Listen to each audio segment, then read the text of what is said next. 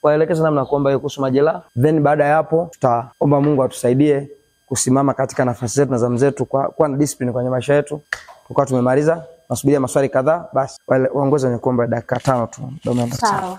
Jambo la kwanza niliwaambia kwenye group nilikuwa nafuatilia ile somo, nikamwambia hivi kwamba hakuna kitu ambacho kinatokea kwenye maisha yako ambacho ni bahati mbaya, kwamba useme kwa hiyo tuna kitu kwanza ambacho unamwambia Mungu ni kwamba Mungu nakushukuru kwa sababu ya kwanza ya kunifanya niishi, lakini pia kunifanya nikaa kwenye familia ambayo nimetokea. Kila ambacho kitokea kwenye familia kile kibaya kile mimi na chakula ni kumshukuru Mungu. Katika mambo yote asema nini? Nishukuruni. Thessalonike wa kwanza 5:17. Asema shukuruni Mungu kila jambo. Kwa hiyo namshukuru Bwana sababu mimi nimetokea kwenye familia fulani, hiyo familia ambayo kina Kimaro, familia kina Swai, familia kina Sanga, si familia kina nani. Yote ni Mungu alikuwa anataka upite pale. Yaani Mungu hakukosea kupitia familia ambayo unapita. Hakukosea kabisa, hakukosea. No matter nini kitokea. Mungu nikuja ujue mimi mara kwanza kuleta kwa nyumbani kabisa nawachukia. Nilikuwa sijawasamea. Na mambo alifanyia yalikuwa mambo ya udhalimu kwa kweli. Kwa nilikuwa nimewakasifu, yaani mimi kwanza ngoja kwanza. Hata siwezi kupigia simu. Lakini kuja kugundua kwamba sio sawa. Shukuru Mungu kila jambo. Mungu ana sababu kwa nini ametaka upite kwenye ambacho ulipitia. Lakini jambo la pili, wewe unafahamu. Wengine sio kwamba hata mmetoka kwenye hizo changamoto. Bado hata sasa bado unapita kwenye changamoto hizo. Kwa sababu bado hujatoka kwenye hizo familia, bado uko pale. Ni mtoto bado pale, hauna familia yako, hauna maamuzi yako, hauna chochote cha kwako. Kwa bado una nini? Uko pale. Jambo la pili, mwambie Bwana naomba unisaidie. Unajifahamu kuna mtu hapa yani the way you are, unajijua. Hakuna mtu anaweza kukaa naye kwa amani. Kuna maisha unaonesha mwenyewe unafahamu mimi siko sawa. Mwambie Bwana naomba unisaidie, naomba uniponye. Naomba uniponye. Ni Mungu anasema hivyo, mimi ni Mungu nikuponya. Anasema nitaondoa ugonjwa wote katikati yako. Anasema ni Mungu ambaye amemtuma Yesu, anasema specifically kwa ajili ya kuja kuganga majeraha. Na Biblia inasema kwamba vile anatuma neno lake ili kutuponya.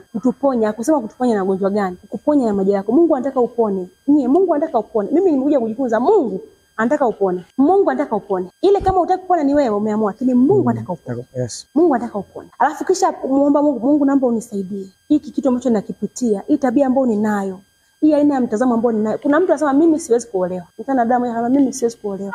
Siwezi. Wanaume yani siwaamini, siwezi kuolewa.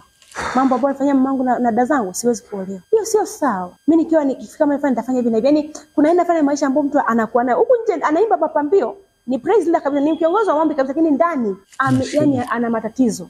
Mwambie Bwana Yesu naomba uniponye. Uwe very open, usiogope. Yaani kama ataweza kutafuta sehemu nyingine kukaa peke yako, mwambie Bwana Yesu niko hapa naomba uniponye. It was Bartimaeus. Bartimaeus alipoona Yesu anapita, alisema akapaza hata leo ni siku yangu. Yesu mwana wa Daudi naomba unirehemu. Hata kama utajua cha kusema mwambie fresh more, Yesu anaelewa. Anajua jinsi kusaidia watu. Usikae na majeraha. Narudia tena. Usikae na majeraha.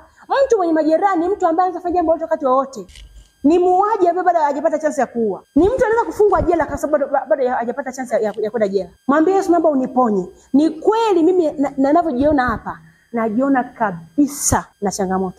Siko sawa. Kuna mtu hata kucheka tu kwake ni mzigo. Kwa hivi hawezi. Nikuta mimi nikushie kuishi maisha hivyo. Kucheka. Mimi hata nikuja hapa sio nimesema sio mchekeshaji nani? Si cheki. Hakuna kitu cha kunichekesha. Kwa sababu kicheko kinaanzia ndani, sio nje. Nilikuwa sichekagi mimi. Sicheki. Yaani kama unaona niko serious, basi hapa ndio nimeanza kwa sasa ndio niko sawa.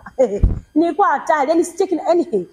Lakini Mungu amenisaidia, Mungu ameniponya. Ule ukatili ule kutokujali ile, nilikuwa sijali Mungu wangu. Kutokujali ni yani hata ukinakufa ufe tu, mimi napita na kama yule mlawi naendana na mambo yangu mengine. Sijali chochote, lakini Mungu amenisaidia, Mungu ameniponya. Naishi maisha ya amani.